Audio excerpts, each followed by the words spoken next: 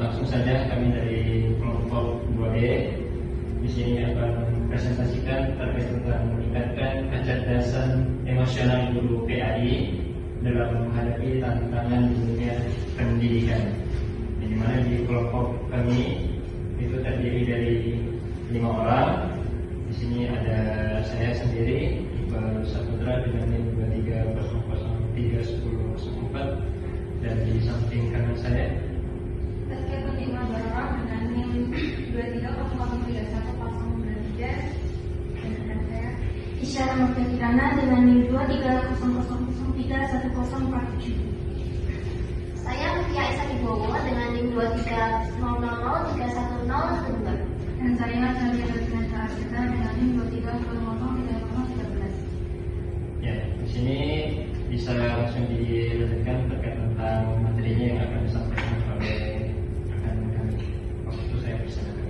Dalam dunia pendidikan yang terus berkembang, guru pendidikan agama Islam atau PAI tidak hanya bertugas menyampaikan materi saja, tetapi juga membimbing siswa secara emosional dan spiritual. Untuk menjalankan peran ini, guru perlu memiliki kecerdasan emosional atau IQ yang baik. IQ yang membantu guru mengenali dan mengelola emosinya sendiri, serta memahami perasaan orang lain. Nah, hal ini penting untuk membangun hubungan yang positif dengan siswa, rekan kerja, maupun di lingkungan sekolah. Namun, guru PAI juga menghadapi banyak tantangan seperti tekanan pekerjaan, perbedaan karakter siswa, atau konflik di sekolah. Karena itu, pemahaman dan peningkatan kecerdasan emosional menjadi hal yang sangat penting agar proses pembelajaran menjadi lebih efektif dan bermakna. Nah, kecerdasan emosional atau IQ adalah kemampuan dalam hal mengelola emosi, termasuk mengendalikan diri, bersikap tahan terhadap tekanan, dan tidak mudah terbawa dorongan sesaat. Seseorang yang memiliki kecerdasan emosional mampu menjaga suasana hatinya agar tetap stabil, mengatur kecemasan agar tidak mengganggu proses berpikir, serta memiliki empati serta harapan yang baik. Nah, kecerdasan emosional ini membantu seseorang dalam berinteraksi secara positif dengan lingkungan dan mendukung tercapainya kestabilitas emosi.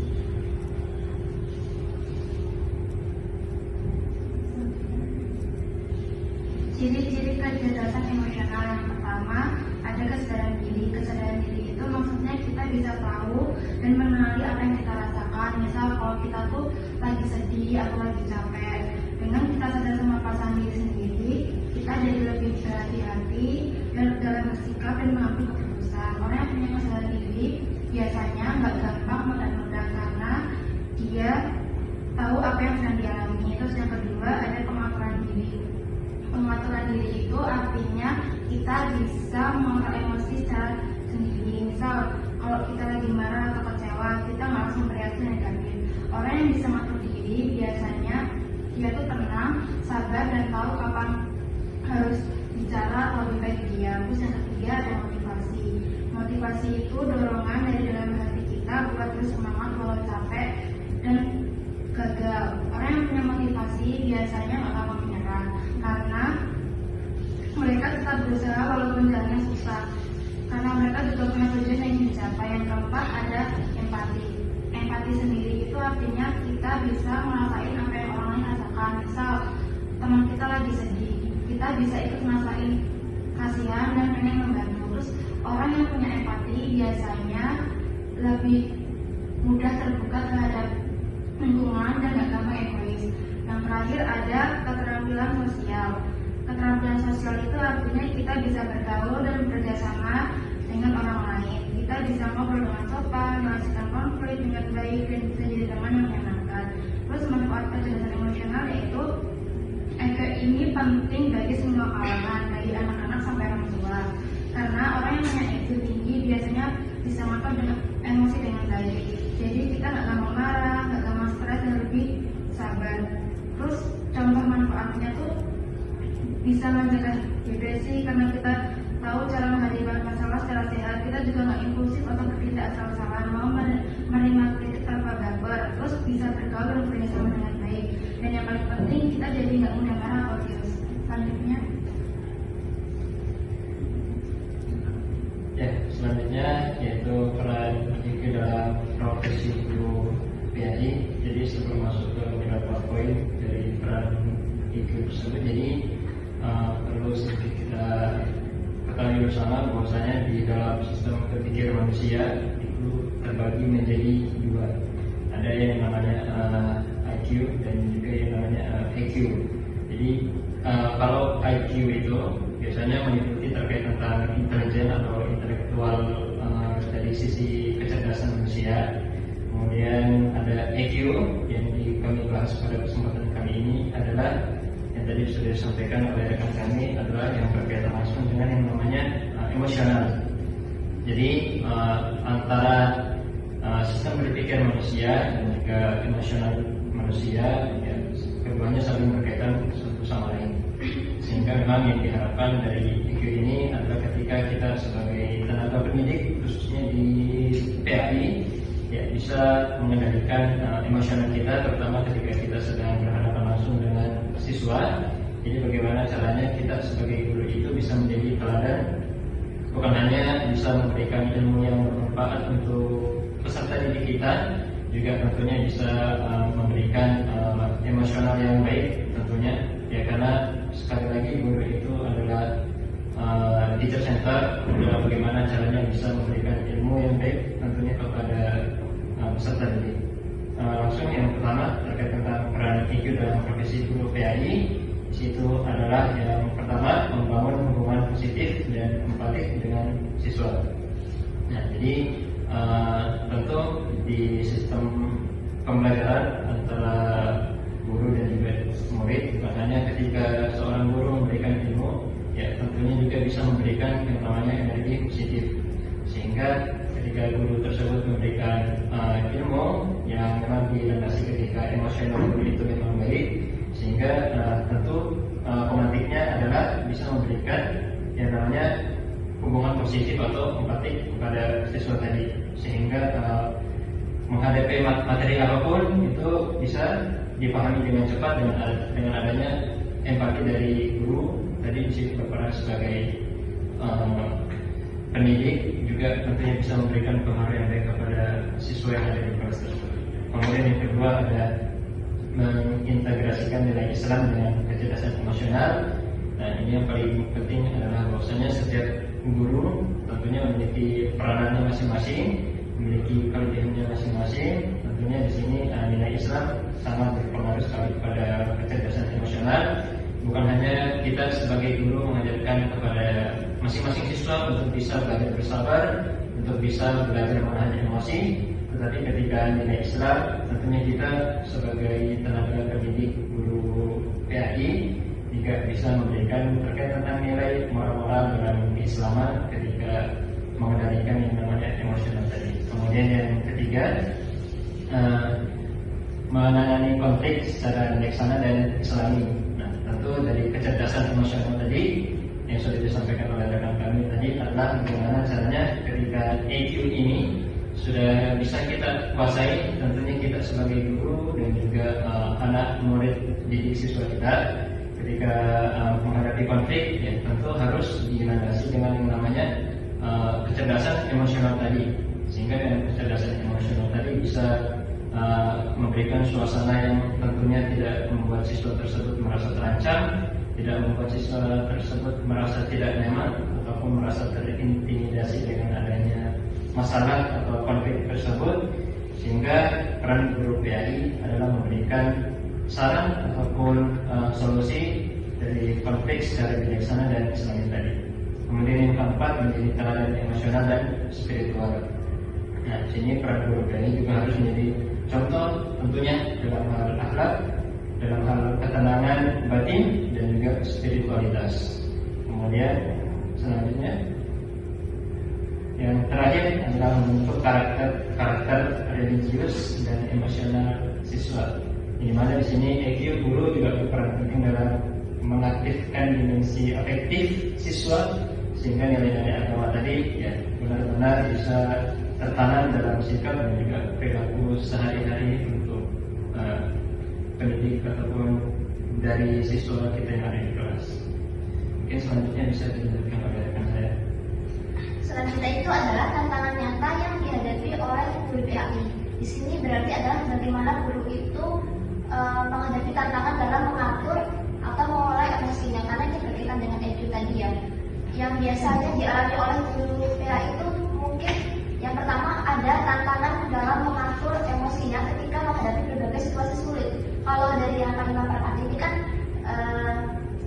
saat guru itu sedang menjumpai siswa di kelas, dan ketika sedang pembelajaran itu suasana kelasnya mungkin ribut, tidak kondusif, siswa sulit diatur. Nah itu kan termasuk kondisi yang sulit. Nanti contoh-contoh lainnya akan dijelaskan juga dalam pembahasan selanjutnya.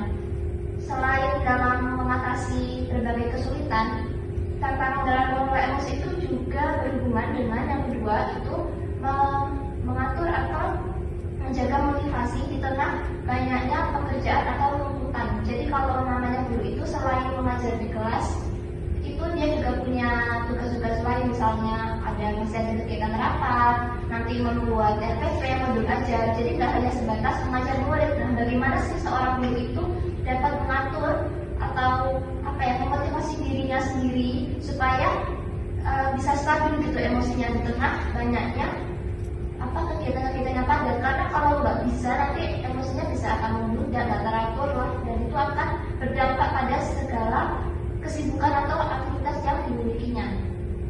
Lalu yang ketiga, ada kesulitan dalam menghadapi atau menunjukkan empati terhadap murid-muridnya. Seperti yang sudah dijelaskan sebelumnya, bahwa empati itu kan ciri-ciri dalam kesadaran emosional. Berarti itu termasuk hal yang penting dong, dan itu jadi tantangan.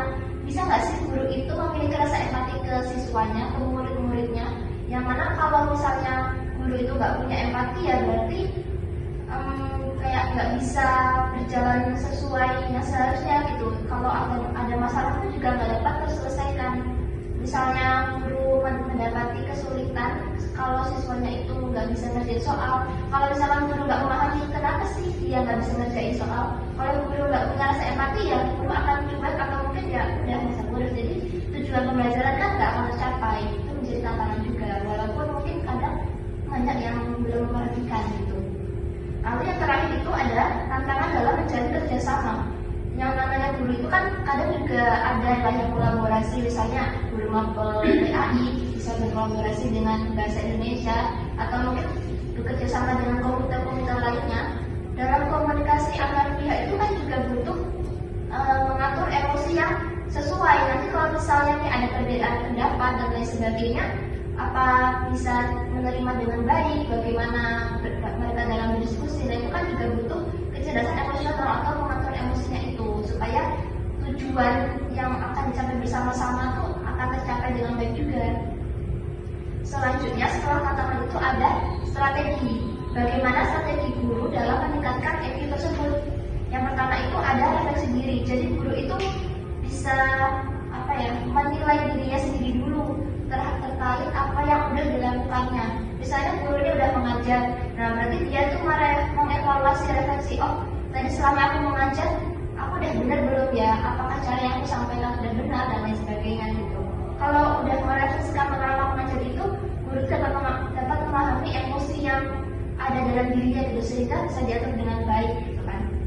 Yang kedua itu ada pelatihan workshop dan pengembangan diri. Guru itu bisa juga mengikuti berbagai pelatihan-pelatihan yang udah ada yang berkaitan dengan gimana sih caranya mengatur emosi supaya dia dapat mencapai tujuan dengan baik dan sebagainya. Kan udah banyak mungkin ya seminar-seminar itu yang bisa diikuti. Lalu yang ketiga, membangun komunitas pembelajaran guru.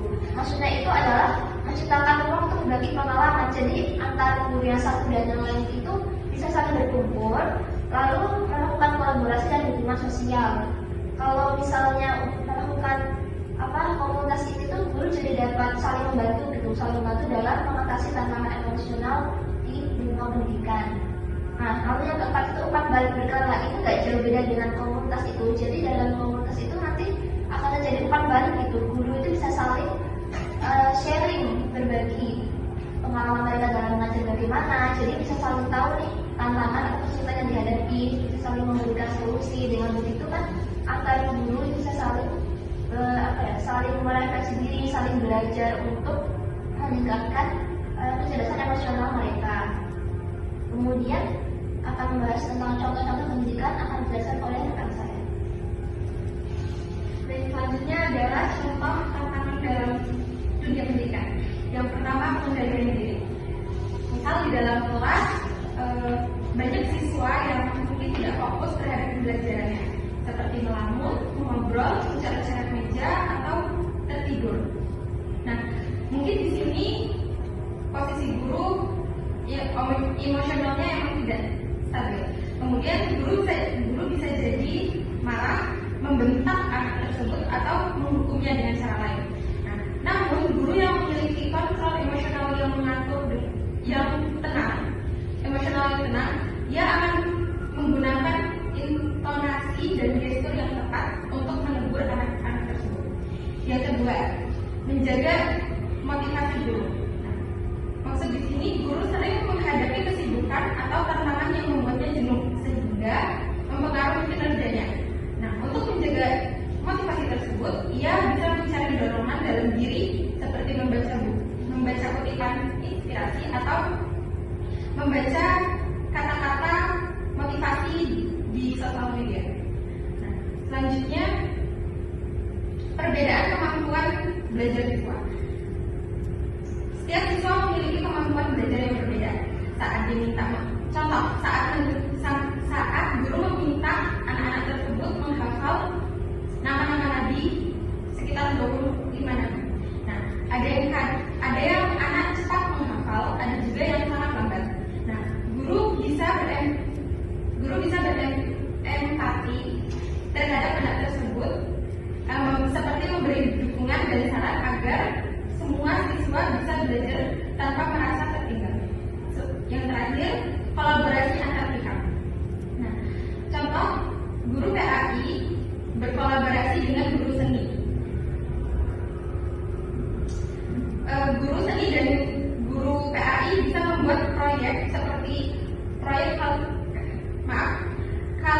kaligrafi atau jahit selam. Nah, guru PAI mendampingi para siswa untuk menulis bahasa Arab dan benar, sementara guru seni mengajarkan teknik seperti menjahit atau menulis kaligrafi. Sekian saya kembalikan pembicaraan. Kesimpulannya, jadi bisa diambil dari kecerdasan emosional sangat berpengaruh ya terhadap keberhasilan guru PAI dalam menghadapi berbagai tantangan di dunia pendidikan ini. Guru dengan attitude yang baik bisa menjalin hubungan yang baik juga dengan siswanya, mengajarkan nilai-nilai Islam dengan cara yang menyentuh hati, serta dapat menyelesaikan masalah dengan tenang serta bijak. Meskipun ada tantangan, guru dapat terus meningkatkan IQ-nya melalui refleksi diri, pelatihan, komunitas guru, maupun saling memberi masukan hati. Guru yang mampu mengelola emosi dengan baik akan menciptakan suasana belajar yang nyaman serta membentuk karakter siswa yang religius serta matang secara emosionalnya. Oleh karena itu, kecerdasan emosional tidak hanya menjadi hal yang penting untuk guru, tetapi juga untuk masa depan peserta didik siswanya. Mungkin itu. Ya, mungkin itu dari kelompok kami yang sudah sedikit memberikan paparan materi terkait tentang kecerdasan emosional dalam konteks guru PAI. Mungkin itu yang bisa kami sampaikan. Nanti silakan bagi teman-teman ketika ada yang ingin ditanyakan bisa lewat di kolom komentar di video ini ataupun nanti bisa kita lanjutkan diskusinya di grup WhatsApp. Semoga bisa bermanfaat. Kurang lebihnya kami mohon maaf. Kami akhiri. Wassalamualaikum warahmatullahi wabarakatuh. Waalaikumsalam warahmatullahi wabarakatuh.